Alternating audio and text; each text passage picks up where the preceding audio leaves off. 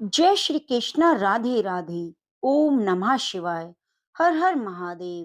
प्रिय मित्रों, उज्जैन के राजा विक्रमादित्य को भी शनिदेव की साढ़े साती का शिकार होना पड़ा। उन पर भी शनिदेव की कुदृष्टि पड़ी। आप इस दुर्लभ पवित्र कथा को अंत तक जरूर श्रवण कीजिएगा, क्योंकि जो भी नर नारी इस कथा को पढ़ता है, सुनता है, उसके सभी दुख दूर हो जाते हैं और सुख की प्राप्ति होती है। कमेंट बॉक्स में ओम नमो नारायण जरूर लिखिएगा। प्राचीन समय की बात है। सूर्य, चंद्रमा, मंगल, बुध, बृहस्पति, शुक्र, शनि, राहु और केतु अर्थात नवग्रह एक स्थान पर एकत्रित हुए। परस्पर वाद विवाद होने लगा कि हम लोगों में सबसे बड़ा और श्रेष्ठ कौन है। सभी अपने आप को बड़ा मान रहे थे। कोई भी अपने आप को छोटा कहा जाना पसंद नहीं कर रहा था। बहुत तर्क वितर्क के बाद जब कोई निर्णय नहीं हुआ, तो सभी ग्रह आपस में उलझते हुए अपने विषय के प्रति गंभीर हुए। देवराज इंद्र के पास जा पहुंचे और बोले, हे इंद्र, आप सब देवों के देव हैं। आप सभी ग्रहों में मतभेद हुआ है। हम में बड़ा कौन है, कौन छोटा है? आप इस बात का फैसला कीजिए। राजा इंद्र सारी बातें सुनकर समझ गए, किंतु उन्होंने कोई जवाब नहीं दिया। फिर भी बात टालने की कोशिश करते हुए बोले, मुझ में इतना सामर्थ्य तो नहीं जो आपके छोटे और बड़े का निर्णय कर सकूं। मैं अपने मुंह से कुछ नहीं कह सकता। हाँ, एक उपाय है। इस समय भूलोक में उज्जैन नगरी के राजा विक्रमादित्य सबसे पहले अच्छा और न्याय करने वाले राजा हैं। आप सभी उन्हीं के पास जाओ। मैं आपका न्याय करने में असमर्थ हूँ, मगर राजा विक्रमादित्य अवश्य ही आपका न्याय करेंगे। देवराज इंद्र के इन वचनों को सुनकर सभी ग्रह पृथ्वी लोक पर राजा विक्रमादित्य के दरबार में जा पहुंचे। सभी अपनी समस्या से उन्हें अवगत करा रहे थे। राजा विक्रमादित्य उनकी बातें सुनकर अत्यंत चिंतित हो गए, परंतु उन्होंने कोई जवाब नहीं दिया। उन्हें कुछ सूझ ही नहीं रहा था। वे शांत रहे। वे मन ही मन सोच रहे थे कि ये सभी ग्रह हैं। किसे छोटा कहूँ, किसे बड़ा कहूँ? जिसे छोटा कहूंगा वही मुझसे कुपित हो जाएगा। न्याय के लिए जब ये मेरे पास आए हैं, तो मुझे न्याय तो करना ही होगा। किस प्रकार न्याय करूं? शांत चित्त से विचार करने के बाद एक उपाय उनके मन में आया। उन्होंने स्वर्ण, चांदी, कांसी, पीतल, शीशा, रांगा, जस्ता, अभ्रक और लोहा, 9 धातुओं के 9 सिंहासन बनवाए। उन सभी आसनों को अपनी राजसभा में क्रम से विधि पूर्वक, जैसे सोने का सिंहासन सबसे आगे और लोहे का सबसे पीछे रखवा दिया। इसके बाद नरेश ने राज ज्योतिषी को बुलवाकर आदेश दिया कि ज्योतिषी ग्रंथों में जिस क्रम में ग्रहों का स्थान है, उसी क्रम से ग्रहों के आसन ग्रहण करने की प्रार्थना की जाए। इस प्रकार सबसे उत्तम और सबसे आगे रखा हुआ स्वर्ण का बना सिंहासन सूर्य को मिला, चांदी का सिंहासन चंद्रमा को और शेष धातुओं के सिंहासन अन्य ग्रहों को मिले। सबसे पीछे रखा हुआ लोहे का बना सिंहासन शनि देव को मिला। राजा विक्रमादित्य की इस बात को अपना अपमान समझते हुए शनि देव क्रोध से लाल हो गए। उनकी भ्रुकुटियां तन गई, जबड़े भिज गए, मुट्ठियां भिज गई। फिर भी आग बबूला हो क्रोध में बोले, हे मूर्ख राजा, तू मेरे पराक्रम और मेरी शक्ति को नहीं जानता। सूर्य एक राशि पर 1 महीना, चंद्रमा 2.25 दिन, मंगल 1.5 महीना, बृहस्पति 13 दिन, बुध और शुक्र 1-1 महीने, राहु और केतु उल्टे चलते हुए केवल 18 महीने ही एक राशि पर रहते हैं। परंतु मैं एक राशि पर 2.5 अथवा 7.5 साल तक रहता हूँ। बड़े बड़े देवताओं को मैंने कठोर दुख और कष्ट दिए हैं। हे राजा, मेरी बात ध्यान से सुनो। मर्यादा पुरुषोत्तम भगवान रामचंद्र पर जब मैं साढ़े साती आई, तो उन्हें राज त्याग कर वनवास को जाना पड़ा। रावण पर साढ़े साती आई, तो राम और लक्ष्मण ने लंका पर आक्रमण कर दिया। उसकी सोने की लंका जल गई। रावण ने अपने कुल का नाश कर लिया। हे राजन, अब तुम भी सावधान हो जाओ। विक्रमादित्य ने कुछ सोचकर कहा, हे शनिदेव, मैंने अपनी बुद्धि और विवेक के अनुसार जो उचित न्याय सूझा वह मैंने किया। अब जो होगा वह भी देखा जाएगा। मैं आपकी धमकी से डरता नहीं। जैसा मेरे भाग्य में होगा वह तो मुझे भोगना ही पड़ेगा, चाहे अच्छा हो या बुरा हो। राजा का न्याय सुनकर सभी ग्रह तो वहां से खुशी खुशी चले गए, मगर शनिदेव क्रोध में भरे हुए नाराज होकर वहां से गए। कुछ समय तो ऐसे ही बीत गया, मगर कुछ समय बाद राजा विक्रमादित्य पर शनि की साढ़े साती का प्रवेश हो गया। शनिदेव ने अपना प्रभाव दिखाना शुरू कर दिया। शनिदेव घोड़ों के व्यापारी का रूप धारण कर अनेक सुंदर घोड़ों के साथ राजा विक्रमादित्य की राजधानी उज्जैन में आ पहुंचे। जब राजा ने घोड़े के सौदागर के आने की बात सुनी, तो उन्होंने अपने अश्वपाल को सुंदर और शक्तिशाली घोड़े खरीद कर ले आने को कहा। घोड़े बहुत सुंदर और शक्तिशाली थे। अश्वपाल उनके दाम सुनकर चौंक पड़ा। उन्हें गहरा आश्चर्य हुआ। उसने तुरंत राजा को खबर दी। अश्वपाल के कहने पर राजा ने घोड़ों को देखा और एक अच्छा घोड़ा देखकर उस पे सवारी को चढ़ गया। राजा के घोड़े पर चढ़ते ही घोड़ा तीव्र गति से दौड़ पड़ा। फिर घोड़ा राजा को लेकर एक घने जंगल में पहुंच गया। वहीं राजा विक्रमादित्य को अपनी पीठ से पृथ्वी पर गिराकर अदृश्य हो गया। उसके बाद राजा बियावान जंगल में भूखा प्यासा इधर उधर भटकने लगा। राजा के हाल बेहाल हो गया। भटकते भटकते बहुत देर बाद राजा ने एक ग्वाले को देखा। ग्वाले से निवेदन करने पर ग्वाले ने प्यास से व्याकुल राजा को पानी पिलाया, एक नगर का रास्ता दिखाया जो उस स्थान के समीप ही था।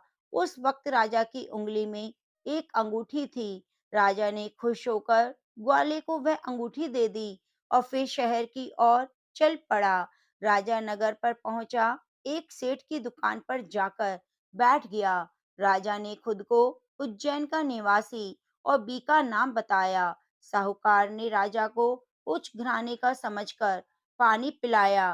भाग्यवश उस दिन साहूकार की बिक्री पूर्व दिनों की अपेक्षा बहुत ही अच्छी हुई। तब सेठ ने राजा को भाग्यवान मानकर उसे अपने साथ अपने घर ले गया और भोजन कराया। भोजन करते वक्त राजा विक्रमादित्य ने एक अद्भुत बात देखी कि एक हार खूंटी पर लटक रहा था और खूंटी उस हार को निगल रही थी। इस अद्भुत दृश्य को देखकर उसके पैरों के नीचे की जमीन खिसकने लगी, लेकिन वह चुप रहा। सहसा भोजन के बाद जब साहूकार खूंटी पर हार उतारने के लिए गया, तो वह खूंटी पर नहीं मिला। उसने सोचा कि बीका के अलावा कोई और व्यक्ति उस कमरे में नहीं आया। हार की चोरी तो इसी व्यक्ति ने की है। सेठ जी ने बीका पर चोरी का आरोप लगाते हुए हार लौटाने को कहा। राजा ने अपनी सफाई देते हुए कहा कि हे सेठ जी, मैंने आपका हार नहीं चुराया। मैंने तो हार को खूंटी को निगलते हुए बस देखा। आपका हार खूंटी निगल गई। खूंटी हार नहीं निगल सकती। भला बेजान चीजें भी किसी चीज को निगल सकती हैं। इस पर विवाद बढ़ता गया। सेठ बीका को उस नगर के राजा के पास ले जाया गया और सारी बात कह सुनाई। राजा ने आज्ञा दी कि हार का चोर यही व्यक्ति है। इसके हाथ पैर काट कर चौराहे पर लिटा दिया जाए। राजा की आज्ञा पाकर उसके सैनिकों ने विक्रमादित्य के हाथ पैर काटकर जंगल में फेंक दिया। राजा विक्रमादित्य अपाहिज होकर इधर उधर भटकने लगा। अब बेचारे राजा की हालत ऐसी हो गई कि किसी ने रोटी का टुकड़ा मुंह में डाल दिया तो खा लिया, अन्यथा भूखा प्यासा ही पड़ा रहा। रास्ते जाते जाते एक तेली की नजर उस पर पड़ी। वह उस पर तरस खाकर उसे थोड़ा सा तेल उसके घावों पर लगाने को दे दिया, जिसके फलस्वरूप तेली का व्यापार उसी दिन प्रगति से बढ़ने लगा। 2-4 दिन तक यही चलता रहा। तेली ने व्यापार वृद्धि से प्रसन्न हो विक्रमादित्य को अपने घर ले गया, कोलू पर बिठा दिया। विक्रमादित्य कोलू पर बैठा अपनी आवाज से बैलों को हाँकता रहता। कुछ वर्षों में शनि की दशा समाप्त हो गई। बीका अपनी उदासी काटने के लिए कभी-कभी मल्हार राग गाया करता। एक रात वह वर्षा को देखकर राग मल्हार गाने लगा। उसका गीत सुनकर उस शहर की राजा की कन्या उस पर मोहित हो गई। दासी से खबर लाने के लिए कहा कि देखो जरा इस राग को कौन गा रहा है। दासी ने देखा, एक अपाहिज व्यक्ति तेली के कोलू पर बैठा मल्हार गा रहा है। दासी ने महल में आकर सारा वृतांत कह सुनाया। उसी समय राजकुमारी ने निर्णय ले लिया कि वह तो उसी व्यक्ति से शादी करेगी जो मल्हार गा रहा है। प्रातःकाल दासी जब राजकुमारी को जगाने गई तो राजकुमारी ने खाना पीना त्याग कर बिस्तर पर पड़ी पड़ी रो रही थी। दासी राजकुमारी की यह हाल देखकर घबरा गई। वह तुरंत राजा रानी के पास जा पहुंची, उनसे सारी बातें कह सुनाई। राजा रानी तुरंत राजकुमारी के पास आए, उससे उसके दुख का कारण पूछा। बेटी, तुम क्यों अनशन लिए पड़ी हो? तुम्हें किस बात का दुख है? जो भी पीड़ा हमसे है, हमें बताओ, हम तुम्हारा दुख दूर करने की कोशिश करेंगे। राजकुमारी ने अपने मन की बात राजा रानी को बता दी। बेटी, वह अपाहिज है, तेली के कोलू पर बैल हाँकता है। वह भला तुम्हें क्या सुख देगा? तुम्हारा विवाह तो किसी राजकुमार से होगा। मेरा कहा मानो, अपनी यह जिद छोड़ दो। मगर राजकुमारी अपनी जिद पर अड़ी रही। राजा रानी के अतिरिक्त परिजनों ने भी राजकुमारी को बहुत समझाया, मगर राजकुमारी नहीं मानी। वह अपनी जिद पर अड़ी रही। उसने कहा, यदि मेरा विवाह उस व्यक्ति के साथ नहीं हुआ तो मैं अपने प्राण त्याग दूंगी। बेटी की जिद देख राजा क्रोधित हो उठा। बोला, तेरी ऐसी ही जिद है तो तुझे अच्छा लगे वैसा कर। फिर राजा ने तेली को बुलवाया, सारा हाल कह सुनाया और तेली को अपाहिज व्यक्ति से अपनी बेटी के विवाह की तैयारी करने का आदेश दिया। तब फिर राजकुमारी का विवाह अपाहिज विक्रमादित्य के साथ हो गया। रात्रि को जब राजा विक्रमादित्य और राजकुमारी महल में सोए हुए थे, तब आधी रात को शनिदेव ने विक्रमादित्य को स्वप्न में दर्शन दिए और कहा, हे राजा, मुझे छोटा बताकर तूने कितने कष्ट और दुख सहे, इसकी कल्पना कर। विक्रमादित्य ने स्वप्न में ही शनिदेव से क्षमा मांगी, जिसके फलस्वरूप शनिदेव ने प्रसन्न होकर राजा को पुनः हाथ पैर प्रदान किए। राजा गदगद हो गया, उसकी खुशी का ठिकाना न रहा। शनि महाराज के गुणगान करने लगा। उसके बाद विनय करते हुए राजा विक्रमादित्य ने कहा, हे शनिदेव, आपने जैसा दुख मुझे दिया, ऐसा दुख किसी को नहीं देना। शनिदेव ने राजा की प्रार्थना स्वीकार कर बोले, जो व्यक्ति मेरी कथा सुनेगा, कहेगा, उसे कोई दुख नहीं होगा। जो व्यक्ति नित्य मेरा ध्यान करेगा, शनिवार को मुझे तेल अर्पण करेगा, चींटियों को आटा खिलाएगा, उसके सभी मनोरथ पूर्ण होंगे। इतना कहकर शनिदेव अंतर्ध्यान हो गए। जब राजकुमारी की आंख खुली और उसने राजा के हाथ पांव देखे तो हैरान हो गई। विक्रमादित्य ने सब बात कह सुनाई तो राजकुमारी बहुत खुश हुई। ये समाचार राजदरबार से लेकर पूरे शहर में तुरंत फैल गया और सब राजकुमारी को भाग्यशाली कहने लगे।